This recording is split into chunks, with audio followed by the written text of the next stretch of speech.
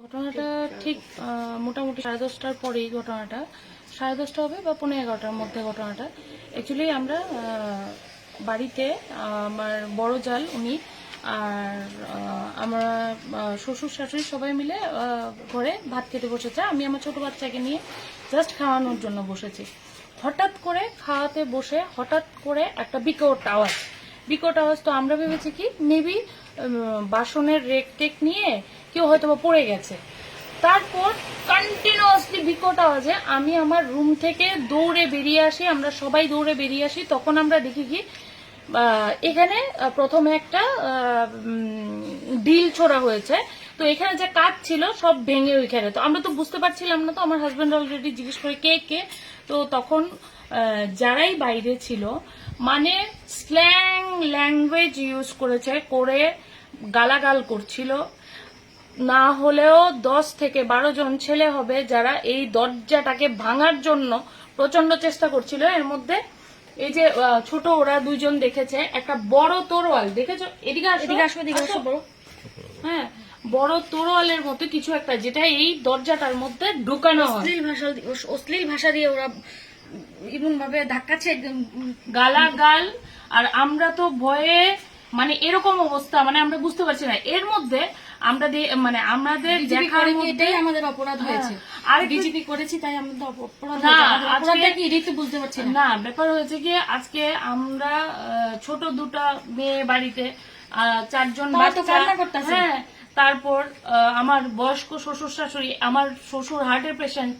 আমরা তো ঘরের মধ্যে মানে আতঙ্কে অবস্থা আমাদের খারাপ, আতঙ্কে অবস্থা খারাপ। কারণ আমরা বাচ্চা নিয়ে, আমরা কি বাচ্চাকে সেভ করব, নিজেকে সেভ করব, কি নিজের শ্বশুর শাশুড়িকে সেভ করব?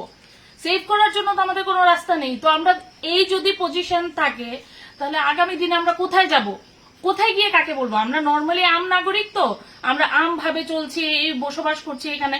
তো আমাদের কথা হচ্ছে আমাদের উপর যদি আচমকা এরকম অ্যাটাক হয় আমরা কোথায় যাব, কার কাছে গিয়ে, মানে কার কাছে গিয়ে? সাথে সাথে পুলিশকে ফোন করা হয়েছে। যখন আমরা পুলিশকে ফোন করি এবং চিৎকার ফাৎকার করছিলাম তখন ওরা আস্তে আস্তে মানে তখন আস্তে দরজার আওয়াজটা এত জোরে দরজার আওয়াজ হয়েছে যে পাড়ার আশেপাশের মানুষ আমাদেরকে এসে বলছে দরজা খোলো, দরজা খোলো, কি হয়েছে কি হয়েছে কি হয়েছে, এত বিকট আওয়াজ। তারপর হচ্ছে গিয়ে এটা ফায়ারিং হয়েছে কি বোম ফেলা হয়েছে সেটা জানি না, কিন্তু এখানে পুরো লাইটে ভরে গেছিল। এইখানে আজকে এই স্ট্রিট লাইট, 3টে স্ট্রিট লাইট পুরো বন্ধ। এখান থেকে পরে স্ট্রিট লাইট গুলো আছে, এখানে কোনো স্ট্রিট লাইট ছিল না। তো 10:30টার সময় তো নর্মালি মানুষ খেয়ে দিয়ে কি করবে, খাওয়া দাওয়ার প্রস্তুতি থাকে। আমরা এর মধ্যে আজকে উদয়পুর গিয়েছিলাম, উদয়পুর থেকে আসার পরে আমরা সবাই টায়ার্ড, আমরা ঘরে মানে এটা আপনাকে আমি বুঝিয়ে বলতে পারবো না যে কি অবস্থা ছিল। এর মধ্যে বাচ্চারা কানতে কানতে অবস্থা কাহিল।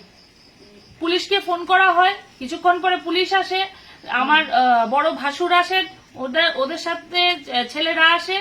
তারপর পাড়ার লোক ওদের পেছনে ধাওয়া করলো। ধাওয়া করে ওরা যে কি বলেছে, কার নাম বলেছে, মানে একজনকে মনে হয় পেছন থেকে ধরতে পেরেছে, কি বলেছে বা কি জানি না। কিন্তু যেটা হয়েছে আমাদের নর্মাল কথা হচ্ছে কি আমরা একটা আম নাগরিক হিসাবে, আমরা কোনো পার্টি, বিজেপি পার্টি, অন্য কোনো পার্টি সেটা জানি না। আমরা তো ঘরের মধ্যে নিজেদের ফ্যামিলিকে নিয়ে থাকি, বাচ্চা, বুড়া শ্বশুর শাশুড়ি, আমার মা ওখানে আছে। তো এরকম যদি হয়, আজকে যদি ভাগ্যিস আজকে যদি দরজার কড়াটা না লাগানো থাকতো, আজকে হয়তোবা ঘরের মধ্যে অন্য কোনো পুলিশ এসে দেখতো যে এখানে মানে অবস্থা শেষ। যারা বড়রা ছিল ওদেরকে তো অ্যাটাক হতোই, বাচ্চারা তো আমাদের সাথে এত চিৎকারে ওরা বয়ে 8 ঘন্টা 1 ঘন্টা সমানে কান্না করেছে। কি হয়েছে, আমার বাবার এনে মাইরা লাই, আমার মার এনে মাইরা লাই, আমার মার এত গুলি করে লাইব, ছোট মা আমার মারে আমি কই থেকে পামু, আমার মারে আমি কই থেকে পামু। তো আমি সেই বাচ্চাটাকে কি বুঝাই যে গুলি কি? ওরা কি বুঝে যে গুলি কি?